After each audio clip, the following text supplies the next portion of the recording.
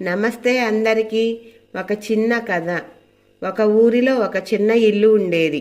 ఆ ఇంటికి పాత తలుపులు, తాళం వేసే అలవాటు ఉండేది కాదు. రవి అమ్మని అడుగుతాడు, మన ఇంటికి తాళం అవసరం ఎందుకు లేదు అమ్మా అని. రవి వాళ్ళ అమ్మ ఇలా అంటుంది, మన ఇంటికి తాళం అవసరం లేదు నాన్న, మన దగ్గర దొంగిలించటానికి ఏమీ లేదు. కానీ కొడుకు రవి మాత్రం ఆ మాట వింటూ బాధపడేవాడు. పక్కింట్లో పిల్లలకు వాళ్ళందరికీ కొత్త ఫోన్లు, బట్టలు, సైకిళ్ళు అన్నీ ఉండేవి. కానీ రవి దగ్గర మాత్రం అమ్మ నవ్వు తప్ప ఇంకేమీ లేదు. ఒకరోజు రవి అడిగాడు, అమ్మ, మనం ఎప్పుడు బాగుపడతాం? అమ్మ నవ్వి చెప్పింది, నువ్వు ఒక మంచి స్థాయికి వచ్చినప్పుడు మనం బాగుపడతాము అని చెప్తుంది. కొన్ని సంవత్సరాల తర్వాత రవి వ్యాపారంలో మంచి స్థాయికి వచ్చాడు. కొత్త ఇల్లు, కొత్త టీవీ మరియు బంగారం కొని ఇంట్లో పెట్టాడు.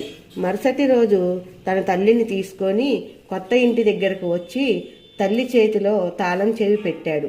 అమ్మ ఆశ్చర్యపోయింది. ఇది ఎందుకు అని అడిగింది రవిని.